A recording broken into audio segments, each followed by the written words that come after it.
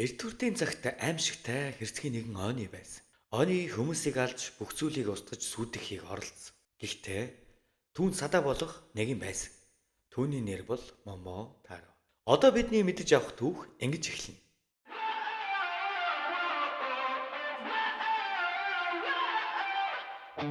This is where I draw the line. Sin is full a million times. Looking for a peace of mind. Now you're here.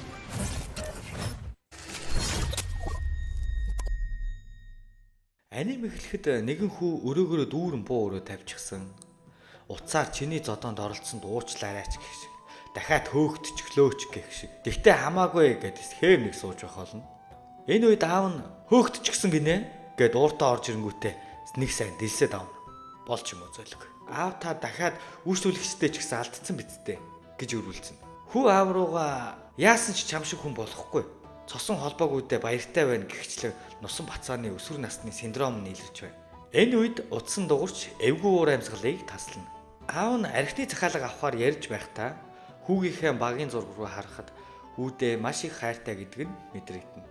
Балкон дээрээс аавыгаа явахыг нь хард сунгаа өргүүлэх байсан бол баян айлтал өргүүлчихгүй гэж төлөө бодлоо дотроо хадгалсаар л байна.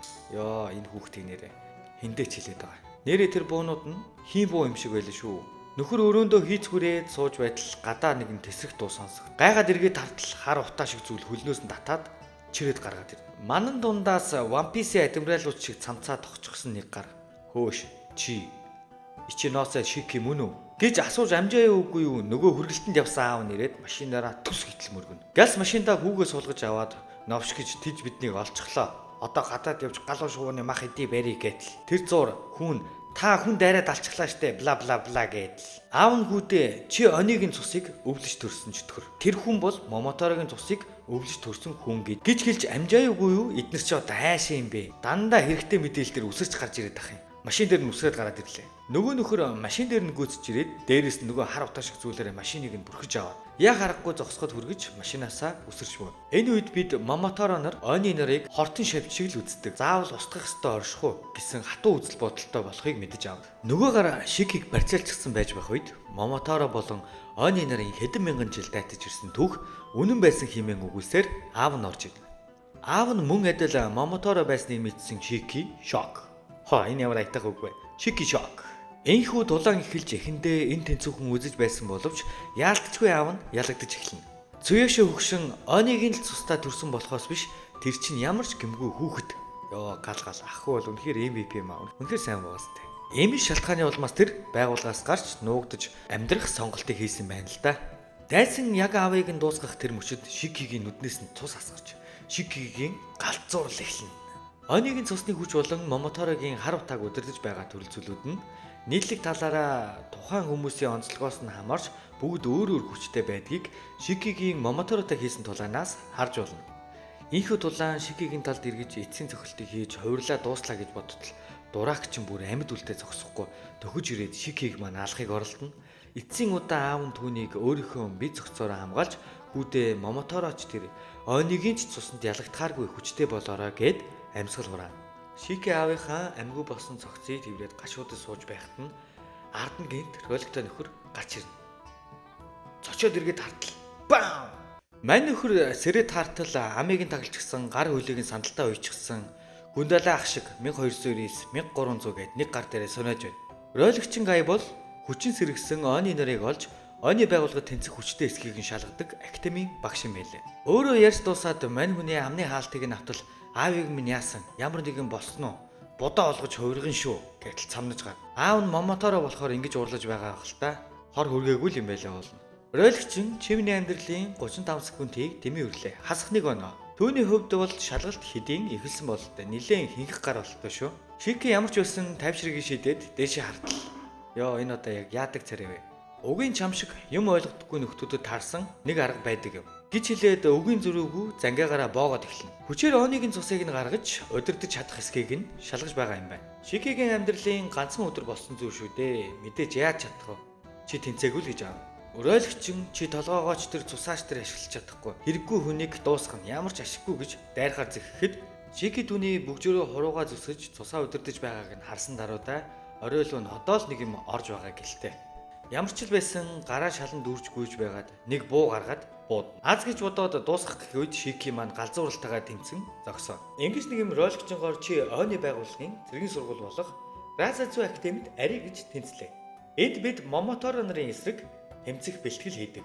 Нэг ёсондоо дараа үеэ бэлддэг газар. Сайн багшийн ачаар ангийнхантайгаа гоёхон мэдчилнэ. Энэ одоо яг яадаг байдлаа. Шики ангид орж ирээд шууд нэгэн дүнсгэр царайттай маргалдаж эхэлнэ. Ангийнхан хоорондоо ч гэсэн нэг түнчин муутай л харагдана. Эхний хичээлээр сургуулийг танилцуулах ёстой ч энэ удаад хөөцөлдөж тоглоно. Тэр хөөн бус сурагчид нь 3 баг болж хуваагдаад тоглоом эхлэх бөгөөд сурагчид цусаа ашиглаж бол харин роликчин ашиглахгүй. 3 хүнтэй багт 2 бөмбөгтэй, 2 хүнтэй багт 1 бөмбөгтэй, барианд заавал бөмбөгтэй орох ёстой. Барианд ороогүй сурагчийг актемаас гоо. Шики дүнсгэр царайт болон ягаан үстэй нэг баг болж тоглоом эхэлнэ. Эхлэнгүүд шууд Шики дүнсгэр царайтай араас мод барьж ирээд цохихыг оролдож асуудлаа шийдэе гэж хөдөлнө. Манай Шики ч нэлийн зуулттай гар болтой шүү. Өө нэрээ үнийг цус эртэлтийн чөлөөлөлт гэдэг. Урт болохоор нь хэлбэрчлээд бүгдээрээ шууд чөлөөлөлт гэж явжээ. Түүний чөлөөлөлт нь баруун гар дээр нь 3 хүрээ гарч ирнэ. Мэдээж Шикийг болгож тавина. Энэ үед дүнсгэрийн дайралтад ягаан ус оногдох гэж байхад Шики маань хамгаална. Гэхдээ энэ ягаан устын дотор нэг 2 туйлт юм үнэртэй л байгаа юм да. Тэр хэлээгүй юу? Өөрөө ч удирдах чадхааргүй моног зүйл гаргаад ирлээ. Түүний чөлөөлөлт нь их чин юм шиг байгаа. Хинч дайрсан түүнийг хамгаалдаг автомат жолоолготой. Ягаан үстийг бөснөж байх зуур захирал гихч эрэм нь мэдэгдэхгүй нэг нөхөр роликчтай ярилцаж зогсно. Момоторо нарын гарт өгөж байгаа оны нарын ихэнх нь хүүхдүүд байдаг. Тэдний гарт задланд орж аимшигтай өхлөөр өгдөг. Тийм ч учраас тэд бүгд л хуучин хар бараан түүхтэй. Ядчил тэгш хэрэгтэй деважин гэж байдаг байгаасай гэж ярилцсан. Энэ зуур дүнсгэр ягаан үстийн чөлөөлөлтөд үзэж байгаад ялагдаж эхэлнэ. Чөлөөлөлт гэдэг нь ойнгийн цусны хэлбэр хатуу байдлаа чөлөөтэй өөрчилж чад. Тэдний сонирхол, сэтгэлийн шарах, амьдралын туршлагаас нь хамаарч юу бүтээж байгаагаар нь түүний амьдралыг харж болдог ч гэх яриа бий. Ариг Шики маань дүнсгэрийн тулааныг харж чөлөөлөлтийн учрыг ойлгож М4 А1 гар бөмбөг шидэгчтэй загварын буу гарган ирж ганцхан удаа буутахад дүнсгэр шок. Их цус ашигласан болохоор ягаан үст ухаан алдаж Шики хөдөлж чадхаа байна. Роликч та хоёр цусаа удирдах хэмжээгээ тааруулж чадахгүй байна. Хэтэрвэл өөхөх авилтай. Манай хүн бас хөөрхөө ягаан устд санаа зовоос. Тэгээд имч дуудаж өгөхөр бол. Роликчин анх тоглоом эхлэхэд хэрвээ намайг алчихвал шууд дуртай салаанд чинь оруулж өгнө гэсэн болохоор дүнсгэр царайд шууд алах зорилготойгоор байр. Энэ анимид тийм ч олон дөрүүдийн бэкстори гардаггүй. Яг үндэ дүнсгэр царайд маань угаасаа ийм устдыг боддоггүй, хуваа хичээсэн гай байгаагүй. Ээж нь оны аав нь Момоторо. Ээж нь бүр өөрийгөө оны ичгдгийг мэддэггүй байсан. Учир нь гэвэл оныгийн цусны хүч идэвхжээгүй үед өөрийгөө ингээл хүн гэж бодсоор амьдарч ирсэн гэсэн. Момоторо оны хоёр гэр бүл болоод хүүхэдтэй болоход ойныгийн цус давмгаалж шууд цусыг нь өвлөж төрдөг. Дүнсгэр нэг ихчтэй байсан бөгөөд ихчэнд хөөх юм дүүгээ ааваасаа хамгаалж тухайн үед чадах зүйлээрээ л цаг өжиж дүүгээ хамгаална. Харин аав нь бүгдийг нь хөнөөчихсөн гэж бодоод хаяад явдаг нь. Ингэж л одоогийн дүнсгэр ийм ууртай ааваасаа ээж ихчийнхээ өшөөг авахын тулд дайралтын салаанд орох гэж улаарад байгаа юм байлээ. Энэ үед роликчин шалгалт дуусаагүй байна. Үлдсэн хэдэн минутанд нэг бөмбөгөө хайж болох уу эсвэл миний гарт байгаа нэг бөмбөгийг булааж авах уу? Тэгэхэд манай хоёр зөрчилдөж хамтрахаар болж амжилттай бүтэж бөмбөгийг аваад дүнсгэрт өгөөд явуулна. Роликчин Шикид бөмбөгөө авч баринд орсон хүн нь тэнцэнэ. Бөмбөггүй чи унана гэж хэлтэл. Йой, энэ царайг харалтаа.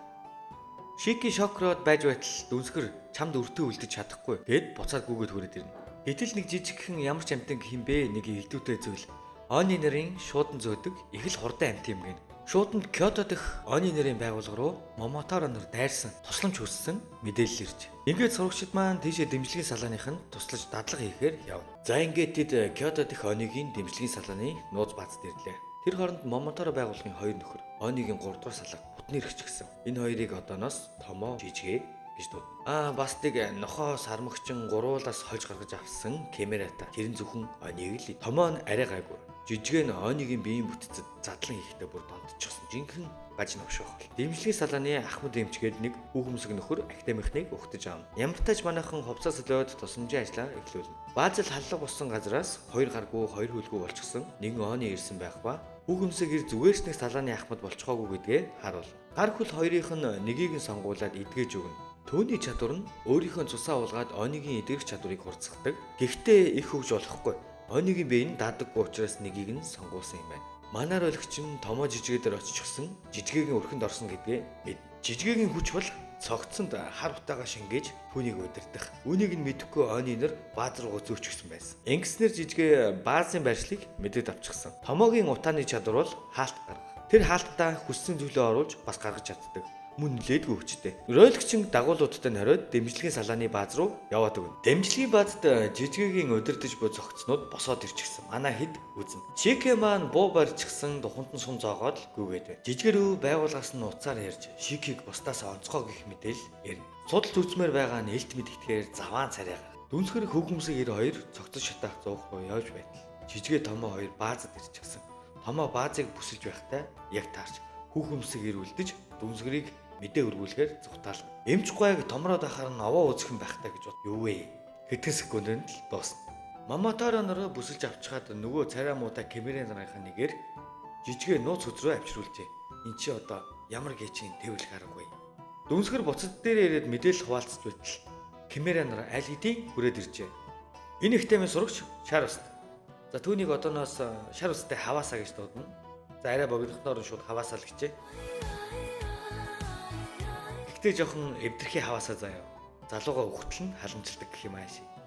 Аймхай тэр хоёр нэг өрөөнд орсон ба аймхайг шүүгэнд нуугдгээд камератаа үзэж эхэлнэ. Түүний чөлөөлөлт нь гартаа бэлий үсгээд дайсанд нь цусан наалцаар байх юм бол түүнийг шууд боол болгочихдаг. За тэгээд нөгөө камераг чинь нүүрээ өгдөө гэж байгаа л хэвээр болгож тавина. Нөгөө камераг дуусгачаад хаваасаа аймхайг халамжлах ажлаа хийж байтал нэг гонжгор камера ороод ирнэ. Энэ камераг хөөх юм нь хаваасаа дийлэхгүй бялав зодуулна. Үүнийг харсан аймхай арай гэж өөрийгөө зоригжуулан байж өөрийнхөө чөлөөлөлтийг гаргахтал ёо гал. Аймхай хүүхэд байхдаа нэг охин сайн байсан юм шиг байгаа. Түүнийгээ бүтээж нэг осондоо нэгдээд ажгүй хувцастай болдё. Тэгээд бүр юун айх жинхэнэ эвгүй бүжигчин гарвал ямар ч л байсан нөгөө хаваасагийн дийлээгөө камераг бол ялцдгийг. Жижигэ ройлогчин хорсныхаа дараа камераг оруулж дотор нь дэлбэлсэн. Дэлбэрэлтийн дараагаар ройлогчин сэргэж бааз руу буцахаар захив. Дүнсгэр эмчтэр буцан иртэл томоо зогсож байна. Ингээд жижигэ Шики хоёр дүнсгэр томоо хоёрын дунд тулаа хэл. Жижигэ Шики хоёрын тулаан сонирхолтой өрнө.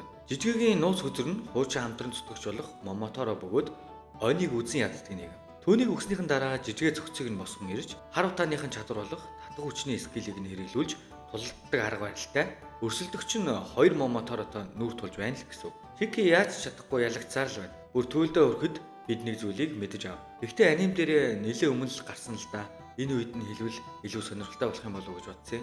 Эрт үед Кишин гэж маш хүчрхэг ойны байсан. Цусыг нүүлсэн нэгэн маш зөөхөн тохиолдолд гарч ирдэг бөгөөд Кишиний хүүхдүүд нь 8 төрлийн онцлог элементээр бусдаасаа ялгардаг. Эдгэрэх чадвар энэ төр нь бүр бусдаасаа тэс ондоо. Шики галын элементийн онцлогтой тэр хүчин сэрж жижигээг буулгаж авна. Ройлогчин бааз руу нэвтэрж орохдоо эхлээд энгийн хүмүүсийг тулаанд өргөдүүлэхгүй тул ягаан устдыг дуудаж чөлөөлөлтөөрөө дөргил төвж уулын хөрсний гулгалт үүсгэж хүмүүсийг нүүлгэн шилжүүлэхээр төлөвлөн амжилттай хэрэгжүүлнэ. Дүнсгэр томоо хоёрын тулаан дээр ангийнх нь ууртаа нөхөр нэмэгдэж томоогийн ирээнд нь нэг сайхан буулгаад ав. Мөн энэ үед ройлогч нь томоогийн бүсэлтийг эвдэж орж ирснээр томоо 3 эсрэг нэг үзэх асуудалтай тулгарна. Гэхдээ л томроод бүгдийг нь дуусгахнаа энэдрийг яг үнэндээ барахгүй өөрийгөө хамгаалтаараа хоржчихсан тумсаа мэрээд л сууж явах бол манай хэд тоогчгүй хаяа цаашаа яваад. Бааз руу ороод хартал жижигэ үхий ирмэг дээр ирчихсэн амь тавьж байна. Ройлогч нь Шикигийн гарыг цусаар буудахгүй. Тэр ирээдүгээ өөрөө сонгох гэж бодоод жижигээг өөрийн гараар зүрхийг нь нэвцэлбэж дуусглаа. За ингээд энэхүү аним нь 24 ангитай 2 партаар боож оруулъя гэж бодсон. Би анх удаа төвшил ярьж үзэж байгаа болохоор алдаа дутагдал их гарч магадгүй. За тэгээд тэрийг комент хэсэгт бичээрэй. Цаашдаа илүү сайжирнаа гэж бодож байна. За тэгээд сав дарахаа бити мартаарай. Бай.